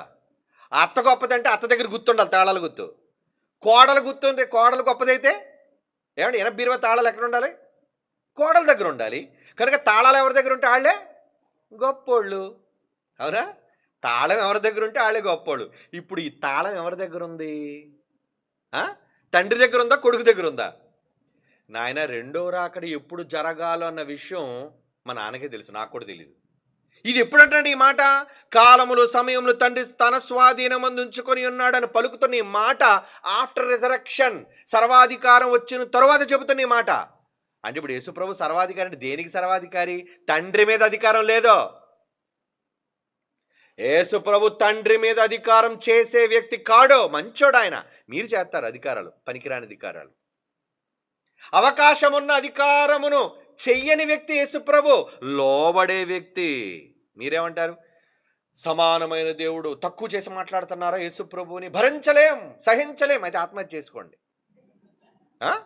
ఏం చేస్తారు? ఇన్ని మాటలు మీరు చూపించేది ఏదో ఎంగిలి మాట్లాడితే 1-2 మాటలు చూపిస్తారేమో. బైబిల్లో అలిసిపోయినంత వరకు చూపిస్తాను ఇప్పుడు నేను. అలిసిపోయినంత వరకు, ఇంకా ఉన్నాయి చాలా. అలిసిపోయినంత వరకు. దేవుని పిల్లలారా, మిమ్మల్ని అవమానపరచాలన్నది కాదు నా ఉద్దేశం. తెలుసుకోండి. తప్పుడు వాదనలు, తప్పుడు సిద్ధాంతాలు ప్రజల మధ్యకు ప్రవేశపెట్టకండి. ఇట్స్ సిన్, పాపం. నేర్చుకోవడానికి మీకు అహం అనేది అడ్డు వస్తుంది కదా, పనికిరాని దరిద్రపు అహం. తెసాయి దాన్ని. అహం ఎందుకయ్యా నీకు? నేర్చుకో. మా దగ్గర పోనొద్దు, నువ్వు నేర్చుకోవద్దులే, ఎందుకంటే నువ్వు మహాజ్ఞానం కదా. బైబిల్ దగ్గర నేర్చుకో. మా దగ్గర రావడానికి నీకు సిగ్గుచేటు, మా దగ్గరికి రావడానికి నీకు చిన్న చూపు. బైబిల్ దగ్గర కూర్చో, బైబిల్లో రాయబడిన మాటలు చదువు. యేసుప్రభువుకు తెలీదా? తెలీదు. తాళం తెలిసి సర్వం తెలిసిన తండ్రి గొప్పోడా? తెలియని. ఏమండి, మృత్యువుని గెలిచిన తర్వాత కూడా నాకు తెలియదు అంటే యేసుప్రభు గొప్పోడా? ఏమండి, అలాగని యేసుప్రభు తక్కువడని కాదు మన ఉద్దేశం. తండ్రిని మించినడు కాడు, తండ్రి కన్నా గొప్పడు కాడు, తండ్రి సమానుడు కూడా కాదు. తండ్రి సమానుడుగా మనం అనుకుంటున్నాం. ఏమండి, మనం భావిస్తున్నాం. ఏమని? అప్పుడప్పుడు అంటున్నాం, ఏమండి మీరు నా తండ్రి సమానులు అంటే. కన్నాడా నేను? మనం మాట్లాడుతూ నా తండ్రి సమానులండి మీరంటే, మీ అమ్మ మెళ్ళ తాళి కట్టాడు ఆయన? తండ్రి సమానుడు నువ్వు అండంలో ఉద్దేశం ఏంటి? మీరు వయస్సులో మా తండ్రి ఎలాగైతే ఎంత ఏజో మీరు అంత ఏజ్ అండి, అందుకే నా తండ్రిని మీలో చూస్తున్నాను, నా తండ్రితో సమానంగా మిమ్మల్ని భావిస్తున్నాను. అలా నువ్వు ఆలోచించుకోవాలి. తండ్రి యేసుప్రభువుకి తనతో సమానత్వాన్ని ఇచ్చాడంటే తండ్రికి మించినోడని కాదు, తండ్రికి తెలియని విషయాలని కాదు. కూర్చొని ఆయన నేర్పిస్తాను, కూర్చో. ఎక్కడికి వెళ్తున్నావు? భూమి మీదకి వెళ్తున్నావు కదా, కూర్చో, పలక బలపం తెచ్చుకో. మాస్టర్ ముందే చెప్పాను కదా, తండ్రి నాకు ఏదైతే నేర్పించాడో నేర్పిన సంగతులే తప్ప నేనేది మాట్లాడను. నేర్పించాడు, ఆయనే బాగానే ఉన్నాడు. నేర్చుకుని యేసుప్రభు తక్కువ చేసుకొని నేను గొప్పవాడు కాడు, నా తండ్రే గొప్పవాడు అని ఒప్పుకొని బాగానే ఉన్నాడు. మీరెందుకర్రా ఒప్పుకోలేకపోతున్నారు? ఎవడు నేర్పించాడు ఈ దుర్బోధ? ఎవడు నేర్పించాడు ఈ తప్పుడు విధానం? మారండి, విధానం మార్చుకోండి. అమ్మ ఇప్పుడు మార్చేసుకుంటే ఎలాగండి? ప్రజలందరి దగ్గర అవమానించబడతా అంటే నరకానికి పోయడం మీకు ఇష్టమేనా? ప్రజల నుంచి సర్వనాశనం అయిపోవడం మీకు ఇష్టమేనా? యేసుప్రభు చెప్పిన మాట మీరు ఒప్పుకోరా? ఒప్పుకోవాలి, ఒప్పుకోవాలి. దేవుని పిల్లలారా, ఈరోజు మనం ఏం ఆలోచిస్తున్నాం చెప్పండి? ఏం ఆలోచించాలి? హెబ్రీయులకు రాసిన పత్రిక, హెబ్రీ పత్రిక 2వ అధ్యాయం 9వ వచనం. హెబ్రీ పత్రిక 2వ అధ్యాయం 9వ వచనంలో ఏమన్నాడు? దేవుని కృప వలన ఆయన ప్రతి మనుష్యుని కొరకు మరణం అనుభవించినట్లు దూతల కంటే తక్కువ చేయబడిన యేసు, దూతల కంటే తక్కువ చేయబడిన యేసు అంటే ఇప్పుడు దూతల కంటే యేసు ప్రభు తక్కువ చేయబడ్డా లేదా? శరీరములో ఏమండి తక్కువ చేయబడ్డాడు. చేయబడిన యేసు మరణము పొందినందున మహిమా ప్రభావములతో కిరీటము ఆయనకు పెట్టి ఆయనను చూచుచున్నాము. ఎవని నిమిత్తము సమస్తమును ఉన్నవో, ఎవని వలన సమస్తమును కలుగుచున్నవో ఆయన అనేకులైన కుమారులను మహిమకు తెచ్చుచుండగా కొడుకులందరినీ మహిమపరుస్తుంది ఎవరు? తండ్రి. ప్రతి కొడుకును ఏమండి, జైశాల్ గారు ఆయన వేదిక మీద ఎంతమంది తన పిల్లలు, నేను శరీర సంబంధంగా ఆయన కడుపులోంచి నేను పుట్టినా ఎంతోమంది ఆయన ఆత్మీయ తండ్రిగా భావించే వాళ్ళందరినీ ఆయన వేదిక మీద కూర్చోబెట్టుకున్నాడు, పిల్లలుగా పరిచయం చేశాడు. నా పిల్లలు అని సంబోధిస్తున్నాడు. మహిమ తన పిల్లల్ని చూపిస్తున్నాడు ప్రపంచానికి, వీళ్ళు నా పిల్లలు అని మహిమపరుస్తున్నాడు ఆయన. అలాగే పరలోకమందున దేవుడు యేసుని ఎలాగైతే మహిమపరిచాడో అనేక మంది కుమారులను ఏం చేస్తున్నాడంటే ఆయన మహిమకు తెచ్చుచుండగా వారి రక్షణకర్తను శ్రమల ద్వారా సంపూర్ణునిగా చేయుటకు ఆయనకు తగును. ఎవరికి తగును? తండ్రి అయిన దేవునికి తగును. నువ్వు శ్రమ పడాలి, రక్షణ పొందాలి, అనేక మందిని రక్షించాలి, రక్షణ ఇవ్వాలి. నాయన యేసు, నువ్వు వెళ్ళి నాయన శ్రమపడు, శ్రమ పడాలి. శ్రమ పడ్డానికి యేసు ప్రభును భూమి మీదకి పంపాడు, కష్టపెట్టాడు, శిలువ మరణం పొందినంతగా చేశాడు. లేదంటే నీ కూడా పరలోకం ఇవ్వనన్నాడు. అవునా? బాగా వినండి. ఒకళ్ళు యేసు ప్రభును భూమి మీదకి పంపలేదు, పరలోకంలో తన పక్కనే ఉంచేసుకున్నాడు అనుకోండి. మనం అష్టకష్టాలు పడి, ఇబ్బందులు పడి, ఎన్నో ఇబ్బందులు పడి, శ్రమలు పడి మొత్తానికి పరలోకం చేరుకున్నాం. అప్పుడు దేవుడిని ఏమంటావు తెలుసా? ఆహా తండ్రి, గొప్ప న్యాయవంతుడు కదా నువ్వు కన్నా నీ కొడుకును మాత్రం నీ పక్కనే పెట్టుకున్నావు, ఆయనకి ఏ కష్టం ఉండదట. మేం మాత్రం పిల్లలుగా భూమి మీద ఉండి కష్టాలన్నీ పడి మేము రావాలా అని అడగరా? అడుగుతారు. అందుకు దేవుడు ఏమన్నాడు? కుడిపక్క చూశాడు, నాన్నగారు ఏంటి అలా చూస్తున్నారు? మరి నీకు కూడా పరలోకం రావాలి అంటే నువ్వు కూడా కష్టపడాలి నాయన, శ్రమ పడాలి. మిగతా నా పిల్లల్లాగా నువ్వు నా కొడుకువే కదా. మరి వాళ్ళకి ఎలాగైతే కష్టపడితే పరలోకం ఇస్తాను, నువ్వు కూడా కష్టపడకుండా నీకు పరలోకం ఇవ్వను, కమాన్ మూవ్ అన్నాడు. That is father. ఈయన నా కొడుకండి, ప్రత్యేక ఈయన మాత్రం ఎక్కడికి పంపనండి, నా పక్కలో పెట్టుకుంటానండి అనలేదు. వెళ్ళో అన్నాడు. మారు మాట్లాడకుండా యేసుప్రభు వచ్చేసాడు. అందుకే పంపినట్టున్నాడు చూడండి. వారి రక్షణకర్తను శ్రమల ద్వారా సంపూర్ణంగా చేయుటకు ఆయనకు తగును. కష్టపడాలి, నువ్వు వెళ్ళు. ఆయన కష్టపడిపోయాడు, వచ్చేసాడు. అందుకే కష్టపడిపోయిన తర్వాత యేసుప్రభు ఏమన్నా తెలుసా అండి? ఆయన అన్న మాట చాలాసార్లు మీరు చదువుకున్న మాట, తండ్రి లోకం పుట్టక మునుపు నీ యొద్ద నాకు ఏ మహిమ ఉందో అది నాకు ఇవ్వా ప్లీజ్. ఈయన అడుక్కోవడం ఏంటి? అడగాల తండ్రిని? అది నా హక్కు అన్నాడా? నేను దేవుణ్ణి, నాకు కుర్చీ ఎవరు ఇవ్వడం ఏంటి? నేను తండ్రితో సమానుణ్ణి, నా కుర్చీ మీద నేను కూర్చుంటాను అనలేదు. ప్లీజ్ తండ్రి, నీ యొద్ద నాకు ఏ మహిమ ఉందో నువ్విచ్చావు కదా మహిమ, అనేక మంది కుమారుల మహిమను నువ్వే కదా తెచ్చావు, నన్ను కూడా తెచ్చావు కదా, ఆ మహిమతో నన్ను ఇప్పుడు మహిమపరచు. అంటే తండ్రి మహిమ ఇవ్వకుండా కొడుకు మహిమ రాదా? కొడుకు సొంతంగా మహిమాన్వితుడు కాడా? హీరోగా యేసుప్రభును చూపించిన వాడే దేవుడు. ఈ భూమి మీద రక్షకుడుగా, సర్వాధికారిగా, రాజుగా ప్రొజెక్ట్ చేసిందే తండ్రి అయిన దేవుడు చూపించాడు. నువ్వు వెళ్ళు నాయన, చనిపో, నిన్ను లేపుతాను, నిన్ను హీరోగా చూపిస్తాను, అప్పుడు రా, నీకు సర్వాధికారం ఇస్తాను, నేనిస్తాను, నువ్వు తీసుకునేది కాదు అది, నేనిస్తాను, వచ్చి నా పక్కన కూర్చో.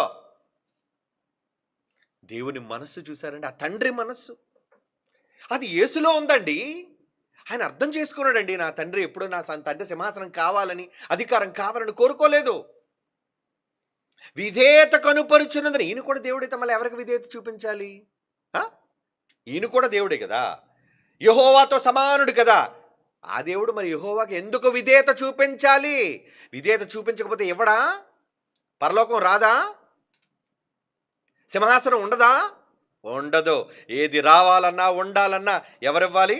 పరలోకపు తండ్రి మనకి ఇవ్వాలి అంటున్నాడు చూడండి. అవును, ఆయనే మనకి ఇవ్వాలండి. దేవుడు రాయించిన ఈ మాటల్లోని పరమార్థం అర్థమవుతుందా? యోహాను సువార్త 5:23. ఎవరెవరికి అధికారం ఇచ్చారో చూడండి. యేసుప్రభు వారు ఒప్పుకున్నారు. యోహాను సువార్త 5:23, తండ్రిని గణపరచునట్లుగా అందరూ కుమారుణ్ణి గణపరచవలెనని. నన్ను ఎలాగైతే మీరు గణపరుస్తున్నారో తండ్రిగా, నా కొడుకును కూడా మీరు గణపరచాలి అని తీర్పు తీర్చుటకు సర్వాధికారమును కుమారునికి అప్పగించి ఉన్నాడు. ఎవరు అప్పగించారు? తండ్రి అప్పగిస్తే కొడుకొచ్చింది. కొడుకు స్వయంగా సంపాదించుకున్నది కాదది. ఏమండి, చదవండి ఆ మాట. యేసుప్రభు అంటున్న మాట, తండ్రిని గణపరచునట్లుగా అందరూ కుమారుని గణపరచవలెనని తీర్పు తీర్చుటకు సర్వాధికారమును కుమారునికి అప్పగించి ఉన్నాడు. కుమారుని గణపరచనివాడు ఆయన తండ్రిని ఆయన పంపిన తండ్రిని గణపరచడు. అంటే నన్ను గణపరిస్తేనే మా నాన్నను గణపరిచినట్లు. అంటే ముందు ఘనత ఎవరికి వెళ్ళాలని యేసుప్రభు వారు కోరుకున్నారు? నాకు కాదు, మా నాన్నకి వెళ్ళాలి ఘనత. మా నాన్నకు ఘనత రావాలంటే నన్ను మీరు గణపరచండి. ఎందుకంటే నన్ను గణపరచడానికే నా తండ్రి పంపించాడు. అదే కదండి దాని మాట అర్థం. అందరూ కుమారుని గణపరచవలనని తీర్పు తీర్చుటకు సర్వాధికారము కుమారునికి తండ్రి అప్పగించాడు. చేతిలో పెట్టాడు తీసుకొచ్చి అధికారం. అంటే ఇప్పుడు సర్వాధికారి ఎవరు కనబడుతున్నారు? యేసుప్రభు సర్వాధికారి అయినా సర్వాధికారికి పైన ఒక అధికారి మాత్రం ఉన్నాడు. One man, one father, one supreme. ఆయన ఎవరో కాదు, అందరికీ తండ్రి అయిన దేవుడు ఆయన. అవునండి, అందరికీ తండ్రి అయిన దేవుడు. ఏమండి, మహోన్నత తండ్రితో సమానంగా ఎందుకండి చేస్తున్నారు వీళ్ళందరూ? అసలు తండ్రి మనసు ఎలాంటిదో తెలుసు? ఒకప్పుడు బైబిల్లో చూస్తారా? కీర్తన గ్రంథం 89వ కీర్తన 6వ వచనం చూడండి. 89వ కీర్తన 6వ వచనం. 89వ కీర్తన 6వ వచనం ఏముంది అక్కడ? మెంటను యెహోవాకు సాటి అయిన వాడు ఎవడు? పైన ఉన్నాడే ఒక తండ్రి యెహోవా, ఆయనకి సాటి అయిన వాడు ఎవడో? దైవపుత్రులలో యెహోవా వంటి వాడు ఎవడో? ఎలా ఉందండి ఈ మాట? యేసుప్రభు దైవపుత్రుడే, పరిశుద్ధాత్ముడు దైవపుత్రుడే. ఆదా మొదలుకొని మనమంతా దైవపుత్రులమే. అంటే యేసు మొదలుకొని ఎప్పటి వరకు ఆయన గర్భాన పుట్టిన మనుషులందరిలో అందరూ దైవపుత్రులైతే దైవపుత్రులలో యెహోవా వంటి వాడు ఎవడున్నాడు? ఆయన అంత గొప్పడున్నాడా? యెహోవా అంత గొప్పడున్నాడా? నేను కొడుకునేని యేసుప్రభు చెయ్యి ఎత్తలేండి, మంచోడు ఆయన. నువ్వెత్తుతుంటావు. ఈ దొంగలు ఎత్తేస్తారు. వెనకతలు ఉన్నారనుకోండి, వీళ్ళు ఒక పార్టీ ఫామ్ చేసి, ప్రభువా మేమంతా నీ పార్టీ ప్రభువా, తండ్రి పార్టీ కాదు మేము. అక్కడికి వెళ్ళిన ఈ నీచపు బుద్ధి పోయింది కాదండి వీళ్ళకి. చేస్తారు అక్కడ కూడా, పరలోకాన్ని కూడా గొడవలమయం చేస్తారు వీళ్ళు. అందుకే ఇలాంటి వాళ్ళందరినీ క్షవరం చేసి కత్తిరించి నాశనానికి పంపి వీటన్నిటినీ సత్యాన్ని అంగీకరించిన వాళ్ళేనండి పరలోకానికి తీసుకెళ్తారు. ఎందుకంటే వాళ్ళు మంచోళ్ళు. అక్కడ తండ్రికి కొడుకుల మధ్య గొడవలు పెట్టేవాళ్ళు కాదు వాళ్ళు. నేను తండ్రి పార్టీ, నేను కొడుకు పార్టీ అనుకునేవాళ్ళు కారు అక్కడ. ఇక్కడ చూడండి, మనిషికి ఒక పార్టీ, మనిషికి ఒక గ్యాంగ్, మనిషికి ఒక ఫాలోయింగ్, మనిషికి ఒక అబద్ధం. ఏమంటున్నాడు? యెహోవాకు సాటి అయిన వాడు ఎవడు? తండ్రి లాంటి. తండ్రికి సాటి ఎవరండి? యేసుప్రభు సాట? నెవర్. నేనైతే ఒప్పుకోను. యేసుప్రభు తండ్రికి సాటి కాడు. తండ్రే. తండ్రి కన్నాడు. నెక్స్ట్ వీక్ మరలా చెప్తాను. కన్నాడు అనేది వచ్చింది కాబట్టి మరి చెప్పాలి కదా. చాలా మందికి సందేహం ఉంది, ఇంతకీ యేసు ప్రభు పుట్టాడా లేదా? ఈ డౌట్లు కూడా ఉన్నాయి చాలామంది. తండ్రి కన్నాడా? యేసు ప్రభు పుట్టాడా? ఇస్తాను క్లారిటీ దీనికి కూడా. Don't worry, wait my children. ఎవరి కోసం చెప్తాను అనుకున్నారు? పోటీదారుల కోసం కాదు. సందేహాలు ఉండే మీ మీద కనికెరపడి చెబుతున్నాను ఈ మాట. సందేహపడు వారి మీద కనికెరపడండి అన్నాడు కదా! కనికరంతో చెప్పాలనుకున్నాను. సవాళ్ళు కాదు. సవాళ్ళు అంటారా? దొంగని ఎవరిని నిలబెట్టండి బయట. బైబిల్ తప్పన్నవాడిని ఎవరిని నిలబెట్టండి. రెడీ. టర్మ్స్ అండ్ కండిషన్స్కి ఒప్పుకొని ఓడిపోతే ఒప్పుకోవాలి. మీతో కాదు పోటీ. దేవుని పిల్లలారా, అంటే బైబిల్లోని ఈ మాటలు చూసారా? మీకు అర్థమైందా లేదా? యెషయాగ్రంథం 40 అధ్యాయం 25 వచనం. యెషయాగ్రంథం 40 అధ్యాయం 25. నీవు ఇతనితో సమానుడు అని మీరు నన్ను ఎవనికి సాటి చేయదురు అని పరిశుద్ధుడు అడుగుతున్నాడు. ఎవరు అడుగుతున్నారండి? తండ్రి అడుగుతున్నాడు. ఏమని? నీవు ఇతనితో సమానుడు. యేసుప్రభు నీతో సమానుడండి. పరిశుద్ధాత్మదేవుడు యెహోవా నీతో సమానుడండి. ఎవరి కోసం రా చెబుతున్నారు మీరు? ఎవరి కోసం? నీవితరుతో సమానుడు అని మీరు నన్ను ఎవరిని సాటి చేయి చెప్పుదురని పరిశుద్ధుడు అడుగుచున్నాడు. దేవుని పిల్లలారా, అంటే ఈ మాటల వెనక భావం, ఆంతర్యం ఏమనుకుంటున్నారు? చెప్పండి. చాలా ఉన్నాయండి మాటలు. కన్క్లూషన్ ఒక మాట చెప్తాను. కొరింథీయులకు రాసిన మొదటి పత్రిక 11వ అధ్యాయం 3వ వచనం. కొరింథీయులకు రాసిన మొదటి పత్రిక 11వ అధ్యాయం 3వ వచనం. ప్రతి పురుషునికి శిరస్సు క్రీస్తు. ఇంకా ముందుకెళ్తే ప్రతి స్త్రీకి శిరస్సు ఎవరు? ఈ మానవ సమాజంలో ఒక స్త్రీకి హెడ్ ఎవడో తెలుసా? మగాడు. దేవుడు పెట్టాడు. ప్రతి స్త్రీకి శిరస్సు ఎవరట? పురుషుడు. ప్రతి పురుషునికి శిరస్సు క్రీస్తనియు. అవునా? ఆ మాట ఇక్కడ కూడా ఉంది. స్త్రీకి శిరస్సు పురుషుడనియు. అంటే లైన్ ప్రకారం ఆలోచిస్తే స్త్రీకి శిరస్సు పురుషుడట, పురుషుడికి శిరస్సు క్రీస్తట. క్రీస్తునకు శిరస్సు హెడ్ దేవుడు. ఎవరు? తండ్రి. ఆయనకి ఎవరో హెడ్ కారండి, ఈయనే ఒక పెద్ద హెడ్ అండి అని ఒక హెడ్లెస్ ఫెలో మాట్లాడుకో. అంటే బుర్రలేనోడా అని అర్థం. ఇక్కడ యేసు ప్రభు వారికి హెడ్ అని ఎవరు అంటున్నారండి? పరిశుద్ధాత్మ దేవుడు, సర్వసత్యం తెలిసిన పౌలు. యేసుప్రభుకి హెడ్ ఎవరు? యేసుప్రభుకి హెడ్ ఎవరు? దేవుడు. అంటే ఏ ఆదేశమైన తండ్రి చెప్తే యేసుప్రభు okay my dear father, okay my dear lord. అలాగే ప్రభువా శిరసావహించేవాడు తండ్రితో సమానుడు ఎందుకు అవుతాడు చెప్పండి?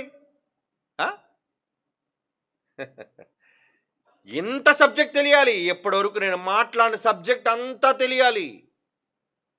ఎన్ని రెఫరెన్సెస్, ఎన్ని భావాలు, ఎన్ని అర్థాలు, స్వయంగా యేసు పలికిన సొంత మాటలు. ఇప్పుడు చెప్పండి, ఎవరు హెడ్? యేసు ప్రభుకి? ఇప్పుడు హెడ్ గొప్పోడా? ఏమండి?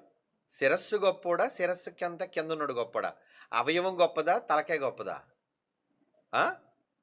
అవయవం కన్నా తలే గొప్పదే.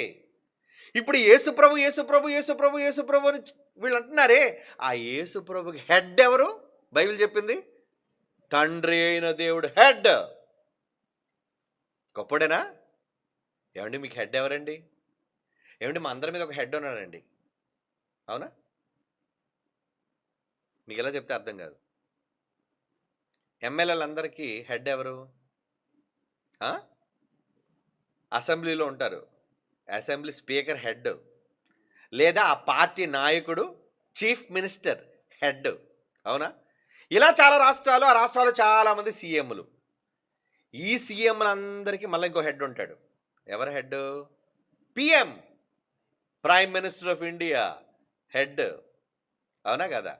చాలామంది ఎమ్మెల్యేలకి ఎంపీలు పెద్దవాళ్ళు. ఆ ఎంపీల కన్నా పెద్దది పార్లమెంట్ న్యూఢిల్లీలో ఉంటుంది. అక్కడ హెడ్ ఎవరు చెప్పండి? Prime minister. ప్రైమ్ గొప్పవాడు. ఇప్పుడు చెప్పండి, సీఎం హెడ్డా పిఎం హెడ్డా? సింపుల్ లాజిక్, పిఎంఏ హెడ్. అవునా? అంటే ఇప్పుడు సీఎం గారికి శిరస్సు ఎవరు? పిఎం గారు. అవునా? ఓకే. యేసు ప్రభువుకి శిరస్సు ఎవరు? హెడ్ ఎవరు? తండ్రి అయిన దేవుడు. మీ భాషలో రాష్ట్రంలో ఉన్న చంద్రబాబు గారు గొప్పోళ్ళా? దేశాన్ని పాలిస్తున్న నరేంద్ర మోడీ గొప్పోడా? అధికారంలో, సర్వంలో, వైశాల్యంలో దేశాన్ని పాలిస్తున్నాడు ఆయన. నువ్వు రాష్ట్రంలో ఒక చిన్న హెడ్. ఈ అన్ని హెడ్లకి ఒక సుప్రీం హెడ్ ఆయన. అలాగే తండ్రి అయిన దేవుడు యేసు ప్రభుకి హెడ్, పరిశుద్ధాత్మనికి హెడ్, మనందరికి హెడ్. ఇప్పుడు చెప్పండి, తండ్రి కన్నా కుమారుడు తక్కువవాడా ఎక్కువవాడా? ఆన్సర్ వచ్చేసింది మీకే. నేను ఇంక చెప్పవలసిన పని లేదు, అడగవలసిన పని లేదు. యేసు ప్రభు పుట్టాడా? ఎప్పుడు పుట్టాడు? ఎలా పుట్టాడు? ఎందుకు పుట్టాడు? ఎవరికంటే వచ్చాడు? ఎందుకంటే చాలా మందిలో ఈ రచ్చ. ఎందుకంటే పుట్టినవాడు దేవుడు కాదట. ఎక్కడుంది బైబిల్? పుట్టినవాడు దైవం కాడు అని ఎక్కడుంది? అసలు పుట్టుకంటే ఏంటో తెలీదు, ఆ పుట్టుక అర్థం ఏంటో తెలీదు. అండ్ పుట్టినవాడు దేవుడు కాదట. ఎవడు చెప్పాడు? బైబిల్లో ఉందా పుట్టినవాడు దైవం కాదని? బైబిల్ ఎక్కడుంది? Any verse, any reference? తండ్రి అయిన దేవుడు పుట్టలేదు, ఎందుకంటే ఉన్నాడు ఆయన, అవునా? కానీ తర్వాత ఆయన గర్భం నుంచి వచ్చిన వాళ్ళు ఉన్నారు. ఆ డీటెయిల్స్ నెక్స్ట్ టాపిక్లో మాట్లాడుకుందాం. ఇదేంటో తెలుసా? సందేహపడే వారి మీద కనికరపడి చెబుతుంది బైబిల్ విశ్వవిద్యాలయం. ఎందుకంటే మీలో చాలామంది పాపం తెలియక సందేహాలు సందేహాలు సందేహాలు. మీ సందేహాలకు నివృత్తినివ్వాలి కదా, మీరు కూడా తప్పిపోకూడదు కదా. ఈ గలిబిలి చేసే తప్పుడు విధానంలో ఎవరు హెడ్డో, ఏమండి, ఎవరు గుడ్డో తెలియకుండా ఉంటున్నారు. కనుక అలాంటి వాళ్ళకి సంబంధించిన ఈ వివరాలు బైబిల్ నుంచి ఇంకా చాలా ఉన్నాయి. వాటిలో కొద్దిగానే మీకు చెప్పాను. ఇంకా మాట్లాడవలసిన సంగతులు చాలా ఉన్నాయి, కానీ మీరు వాటిని ఇప్పుడు తట్టుకోలేరు.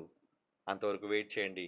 మీరు తినేదాన్ని బట్టి, మీరు బలవంతులైన దాన్ని బట్టి మీకు ఆహారం పెడుతూనే ఉంటాను. మీరు బలవంతులు కావాలనుకుంటారా? కమాన్, జాయిన్ అస్. మా దగ్గరికి రండి, వాక్యాలు వినండి. మేము నేర్పిస్తున్న సంగతులు బైబిల్లో ఉన్నాయో లేదో తెలుసుకొని చూసి చదివి నమ్మండి. ఓకే.